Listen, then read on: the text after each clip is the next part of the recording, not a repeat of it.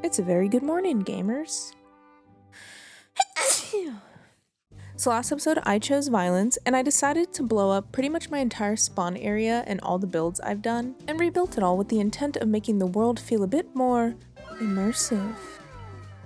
And also just because the build looked better, also. That also too. Since my relic room was a victim of that violent spree, oh God! It's only right that we build them a new home. Alright, usually I go into these builds with no thoughts, empty head. But shockingly, I have a plan this time. Okay, I have a plan. Oh God. I'm gonna need you to use your imagination on this. Okay, stick with me. Let me pull my plan out over here. Okay, ready? Stick with me. What the hell is even that? Okay, wait. Hold on. Okay, now look. Huh?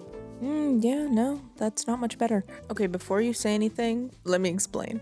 My initial idea was that the relics were so strong that when you put them all together, they sort of create like a black hole. So my initial thought was putting all the relics in the sky and creating one massive black hole that kind of looked like they were tearing a fabric of reality. Listen, I don't know. It sounded cool, so we're gonna try it. Our first course of action was to find a block that appeared most like a black hole-ish. And after just a few seconds of looking, I discovered blue starry sky. I also discovered gold starry sky, but I felt like blue starry sky fit the black hole.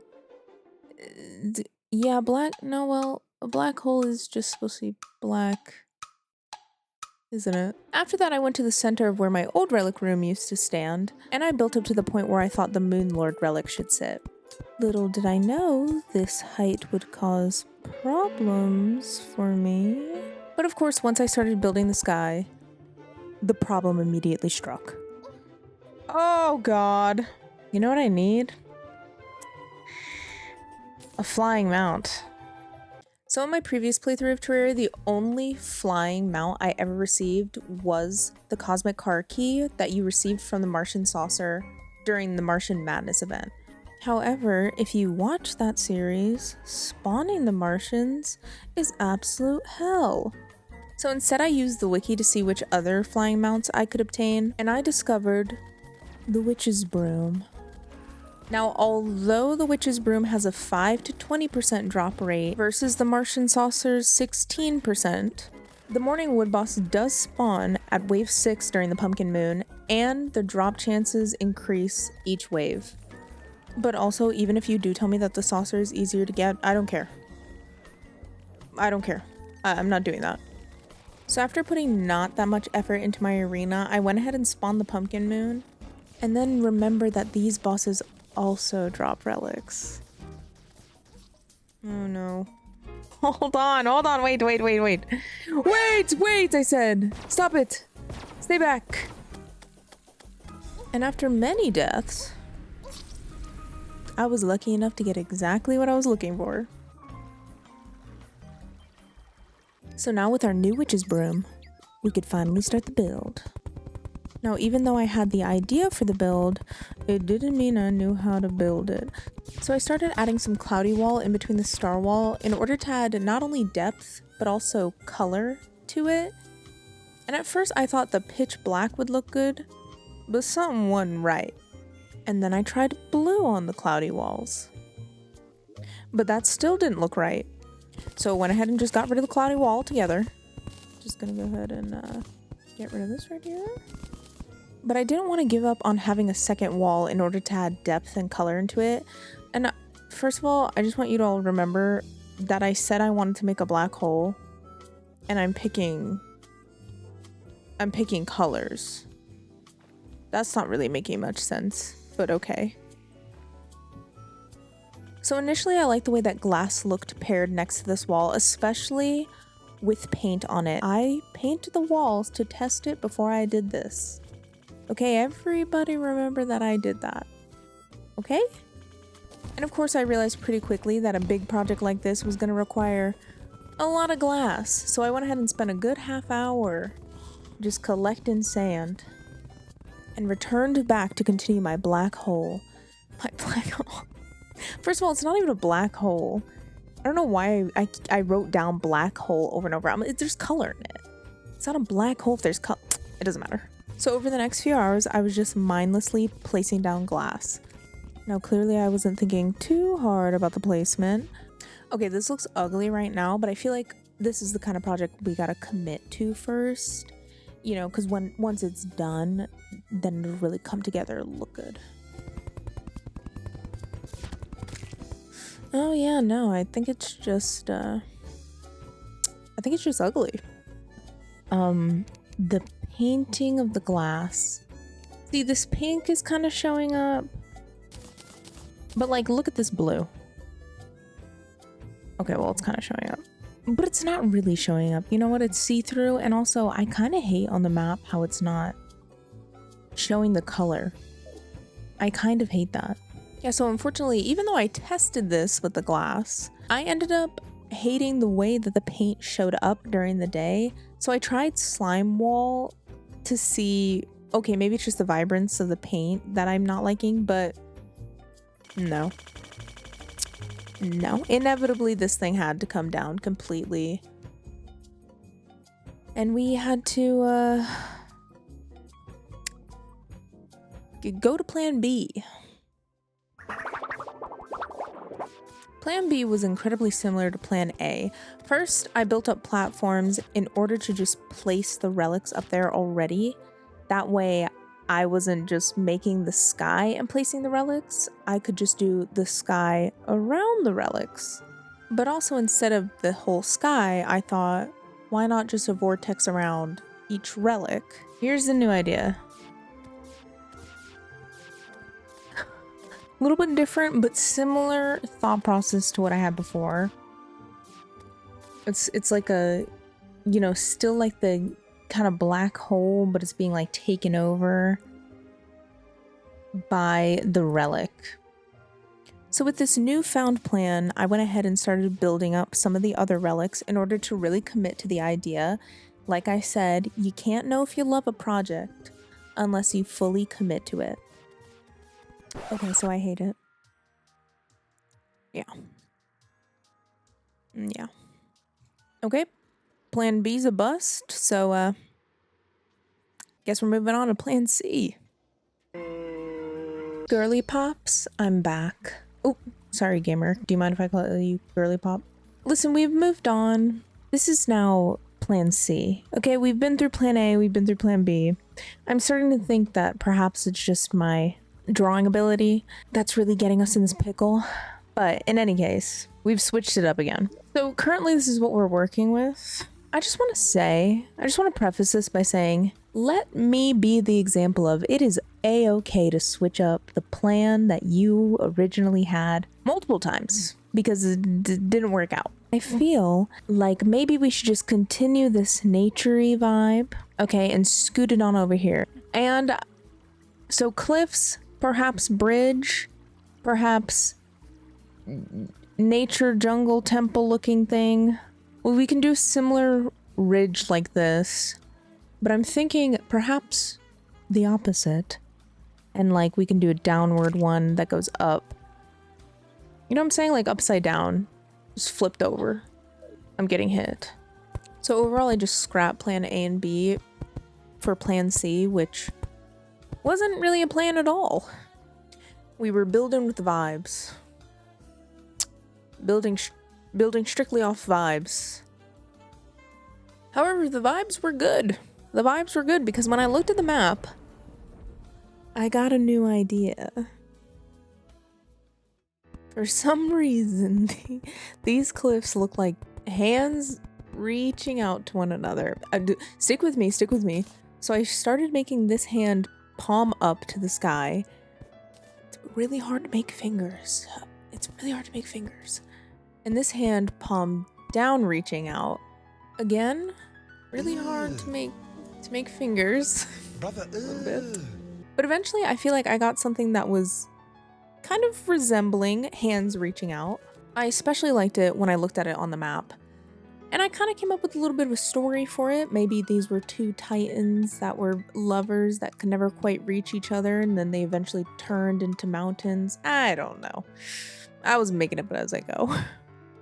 And of course, what better way to make it seem like mountains have been here for a long time than adding a tree? So I added a tree. But I also created these branch-like features, almost to signify their reach for each other even through death. And then after finishing adding the leaves and the lights to make it feel really immersive, I realized you can't be jumping the gap of the lovers, so I took a break to wait till morning so that we can make a bridge. Are you kidding me? I did end up changing all the dirt for wood because I was getting real annoyed at all the grass and vines everywhere. But I'm actually glad I did it because on the map, the mahogany wood made it look like shadows. So it actually ended up turning out really nice. And then I started the dreadful bridge and I realized that I hate making these. It's not fun, it's randomly hard, and they don't look good. So to see, okay, they do attach at this end. Okay, alright, okie dokie. Okay.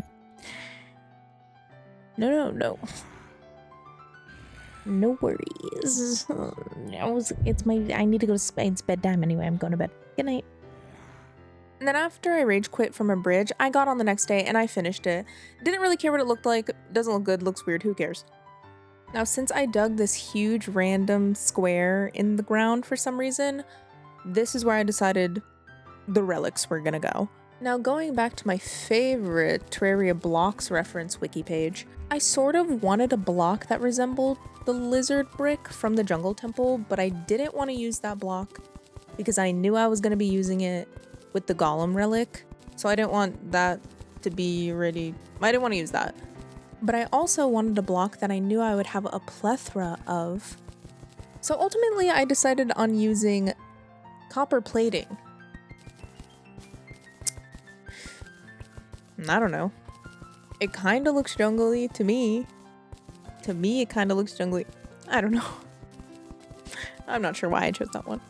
There was also a massive cave under me, but I was too lazy to fill it in. So instead, I do this random effect, almost like the drip effect that I did in my previous build.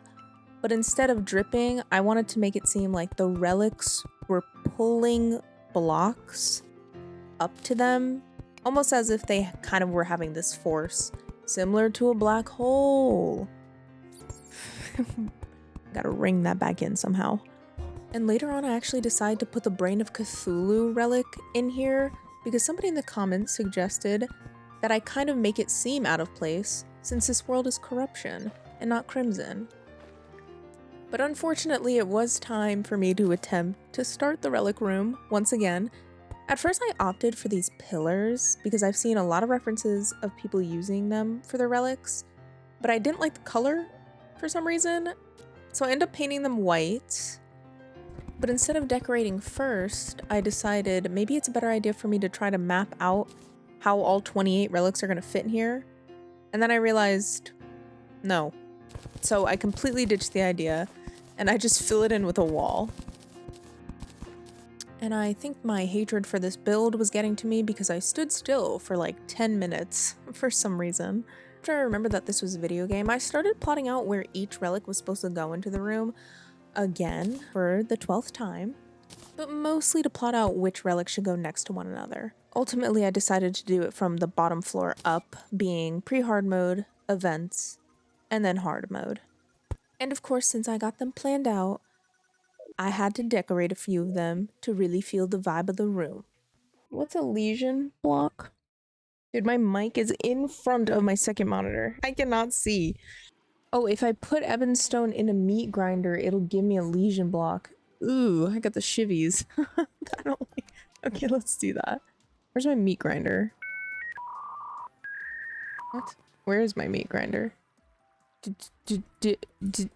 Uh-oh. I ultimately just decided to combine plans B and C to make plan BC. And I decorated the relics the exact same way I was doing for plan B. Okay, gamers. We're back, and I'm ready to show off what I have done.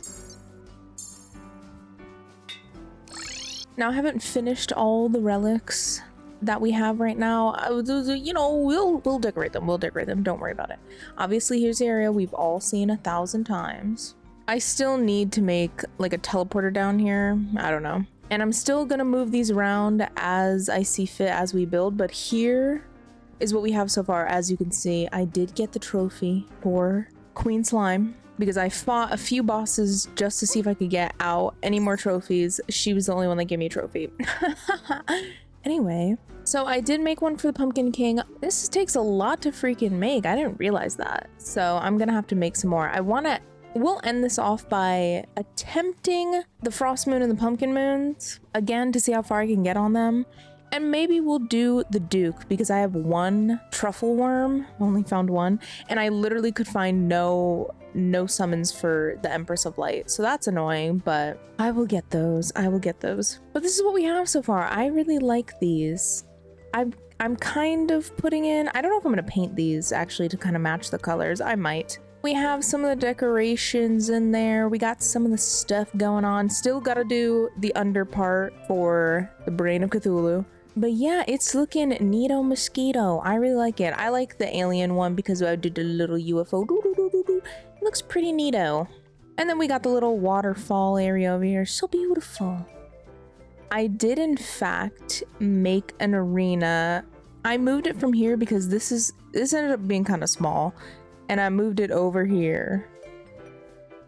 Oh yeah, also while I'm going over there, I ended up shimmering everybody. Everybody shimmered. They look so cool. I have to say the wizard shimmered is definitely my favorite because he looks like Vivi from Final Fantasy IX. So I freaking love him. He's so cool. And obviously Pirate Captain. And I also really love the angler because he looks like a little Kappa. But all of them are pretty cute, except I have to be honest, I do not like Connor. Why does he look like that? But this is the arena. I looked up a little trick and tip.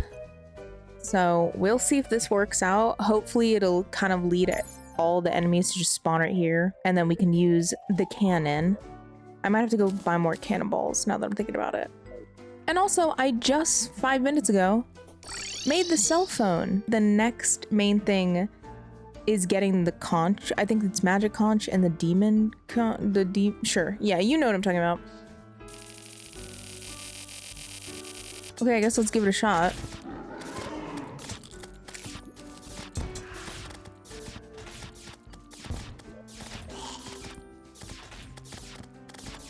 Oh no, see, they're appearing on the outside. Oh god. This is not what I wanted. Yeah, I'm a literal doofus. The lava is supposed to be on the outside. I put it on the inside, it's supposed to be on the outside. Guys, I'm stupid. Okay, we're gonna try this again. Hopefully this works the same as the pumpkin moon. Okay. Okay, it's working. It's working.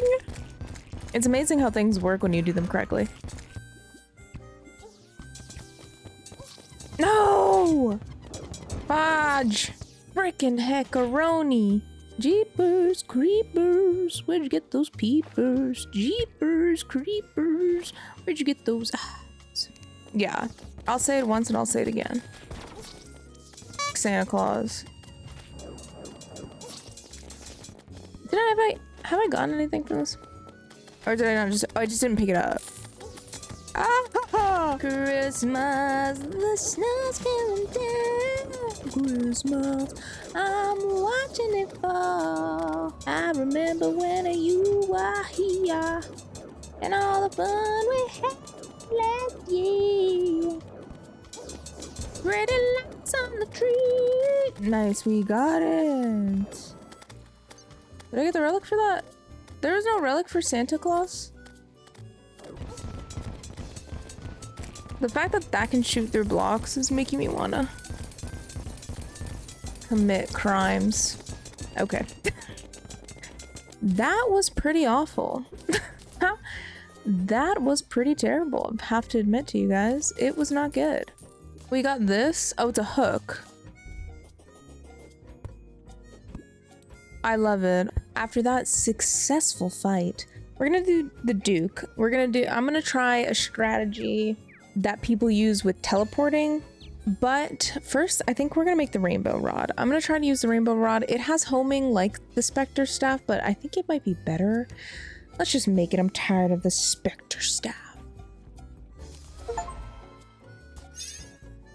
Whoa! Whee! Now, unfortunately, with this strategy that I saw people used for the Duke fight, they used the full length of their ocean in order to teleport back and forth. But I don't have the full length of either of my oceans because I built stuff on them. So instead, I have like this amount as opposed to the entire thing. So I don't actually know if this is gonna work proper, but this is basically the strat and just shooting like this and then constantly teleporting. But since we're at the end right here, I'm not really sure how well this is gonna work. Let's just go ahead and give it a whirl.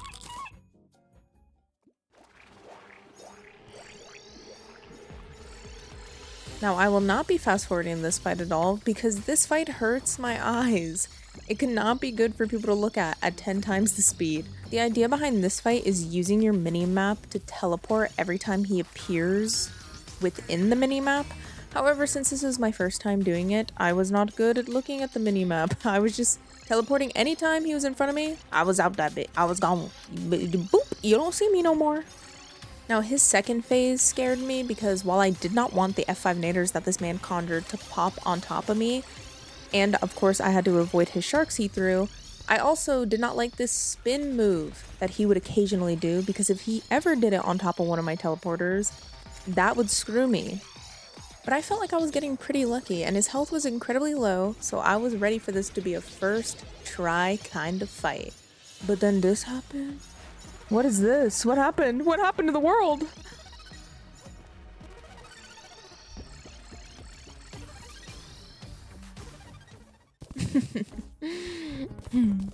This fool has a third phase. And coming from somebody who only played Classic before jumping into Master Mode, I did not know that. Apparently, his Expert and Master Mode versions have this third phase where he solely attacks the player by charging at them, but he gains the ability to teleport near them before doing so. Unfortunately, I don't realize yet that that's the reason why you're supposed to be looking at the minimap. If you're looking at it during his third phase and he teleports near the player, you can clearly see his icon on the map, which allows you to teleport away, not giving him the chance to charge at you. But even though I don't realize that information yet, I still go back into the fight for a second time. Unfortunately, not even making it to the third phase because his F5 nader infiltrates my teleportation device and kills me, okay? And then on my third attempt, I don't even get to try because this chest kills me. Chester, oh my god, the stupid ass chest. Hypnotizing, mesmerizing me. He was everything I dreamed she'd be. What a lady, what a night. Doot, doot, doot, doot, doot, doot, doot. And then on my fourth attempt, I make it back to the third phase. I feel like I'm doing well, except I still don't use the mini-map. Damn it. Oh my gosh, how will I do that? I don't know. Like, why did I have the mini-map open if I wasn't using it? I don't know. But anyway, I expand the arena a little bit because I thought at first maybe I was just not giving myself enough space to teleport away from him. On my fifth attempt, he glitched me outside of my teleporter somehow. Oh, what the heck? No way. Game hates me. Game hates me. How did that even happen? But despite that, I still managed to make it to the third phase. And this time, I played most of this fight while staring at the minimap, which made me finally realize that he teleports behind me before he does that massive charge attack. Not sure why it took me 5 attempts to realize that, but you know what? We got there eventually. And even though this fight was incredibly long and stressful, I managed to be patient with it, and eventually we got him. I hope we can all understand why I never want to do that again. We didn't get the trophy, so I have to. Oh, Jesus. Okay. Here's the relic. Wow. And then we got his bag. We got the wings, which is beautiful, and we got probably one of the best magic weapons. I almost just threw it away. Oh my gosh. This is the new weapon, gang. And we got shrimpy truffle. What the hell? Wait, it flies. Whoa, what the hell's this? Attracts a legendary creature which flourishes in water and combat. Oh, damn. Whoa. Whee! Look at his eyes. Well, gang, I think it was pretty successful. We've got the Duke relic, which I will be moving these around again. Oh, I only have one more truffle worm left, but that's okay. Truffle worms are super easy to get. The problem is the Empress of Light summon. So I'm definitely going to try and get a few of those for next time. I feel like with this amazing mount we have, we should be able to beat her at night, not the daytime one. But other than that, I'm really happy with our relic room. It took a few tries for us to get here, but you know what? Heck, that's the fun of building. Still need to do the frost moon and the pumpkin moons and actually at least get to the ice queen. I think she drops a rod that I want. And if you made it this far, gang, I really appreciate you hanging out and being here. You may also have noticed my newfound friend here, Cobb.